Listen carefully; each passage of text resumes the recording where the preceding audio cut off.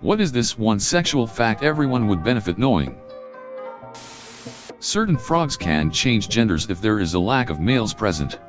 Please keep this in mind when using frog DNA to complete you dinosaur clones. Don't be offended if somebody steers you in the right direction. Learn from it and apply it to your next time or next partner. Not necessarily sexual, but vaginal discharge can be so acidic that it bleaches your undies. Nobody tells you that, but it's normal. Peeing and cleaning up after sex are both really important. It really does help you and your partner avoid UTIs, and cleaning up with a quick rinse leave you feeling and smelling a little more refreshed. Don't be afraid to be vocal. And I don't just mean dirty talk. If you're enjoying yourself, I wanna know. I don't need full-on porn star dialogue, but gasps of pleasure and oh, wow. When I'm slobbing on his knob get me so hype and so turned on. Sex is the epitome of nonverbal communication. But sighs and moans and gasps just heighten the intensity. If you're doing something and your partner starts saying yes or right there or basically anything encouraging, it means keep doing exactly what you're doing at exactly the same pace you're doing it, until the encouragement stops/subsides or they cool. Learn how to use your hands and your mouth/tongue as well as your equipment. Oral/manual stimulation can be just as intense as sex. Wash your hands before sex, especially if you are going to finger your woman. A lot of times because of spontaneous sex, us men and even women don't think about all the germs we are putting in a very sensitive and potentially problematic area. For girls mostly to know this. If we can't get it up, it's not you, we are either tired, drunk or both. It's not you, trust me, we want to so much but can't. I know this one gets said a lot, but it's important. If she says don't stop, do not fucking stop. Don't try to get creative and make it better. Just do exactly what you're doing. Whenever I would start seeing a new person, I always made it a point to explain that in my mind the first few, 1 to 5 times, we have sex are like meet and greet practice sessions. For one thing, there is no way to know what a person likes from you the first time you have sex. And they don't know how you operate either. So it takes a lot of the pressure of performance on the table. It should be an exploration of each other's desires and preferences. Expecting sex to be Tay-bomb the first time is silly. It's a journey. Have fun with it. I guess it's not a fact, but it's helped me and many of my partners. Vagina farts are normal and nothing to be embarrassed about. Also, should have put the serious tag on this one. Fellas, harder does not mean faster. And hum at various frequencies when you've got a mouthful down south. Gets them every time. Caution. If done unprotected, may result in 18 years of extreme torment. All these comments talking about how sometimes guys can't get it up and it's okay. But forget to mention that girls can have the same problem. It's okay if it doesn't always get as wet as it used to. It doesn't mean you're broken. And there's also no shame in not wanting to have sex. If you aren't feeling it, then you aren't feeling it and you don't owe sex to anybody. Considering men are standing up to sexual abuse. Just because he is erected doesn't mean he wants it. If you're in a relationship longer than a year, there will be times when sex is boring. Feels like a chore. Isn't as interesting or fun. You have to work at it. That goes against common sense because you would think it gets easier. But most people start to take it for granted.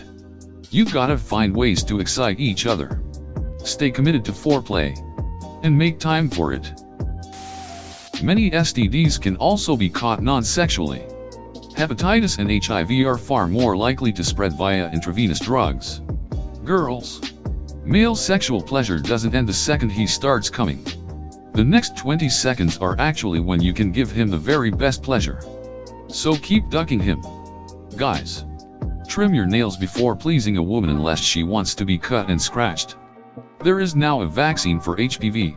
Get it ASAP, as HPV is usually asymptomatic until it causes cancer.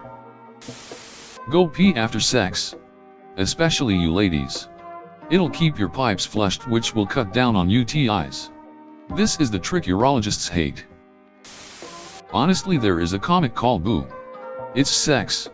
It's free to read, and though it is mostly about female, there are male sex information as well. Actually fun to read and has taught so much about relationships. STD/STD. And of course, sex. Sex tends to get messy. Being prepared makes the after-sex part so much smoother. When my S/O and I first started having car sex, I made it a habit to always carry water, condoms and wet wipes/baby wipes, but with no baby pictures on the package. I can do without looking at a baby's face when I'm post-coital. When we were done, we would hydrate, talk while we cleaned ourselves, or cleaned each other. Having stamina is not necessary or always wanted. Some women get sore after a short period of time and the experience is no longer enjoyable for them. On the flip side, extended foreplay can be used so that your partner can climax during intercourse. Knowledge is power. Educate yourself on your preferred sex's anatomical features and you'll learn about every part that can make them feel good. And on that account, since sex is such an important part of adult life and relationships, invest hours into that, not minutes. Also, France is bacon. Condoms used to be made from sheep's intestines. For my first time I was so nervous. I wore the whole sheep. Tightness has nothing to do with how many people they've slept with / size of the dicks they've had. It's pretty much all down to arousal. By that logic, any woman who's had a child would have a huge gaping hole in them. So if your mate is bragging about the girl he shagged being so tight, it most likely means she was not that turned on. Most antidepressants will not affect erection, but will make it very, very hard to come. For some reason, you just can't get there easily on antidepressants * edit. The fact that so many Redditors know this already is depressing. For duck's sakes, are we all on pills here? Be prepared for noises. A lot of noises. Funny, weird, or embarrassing ones.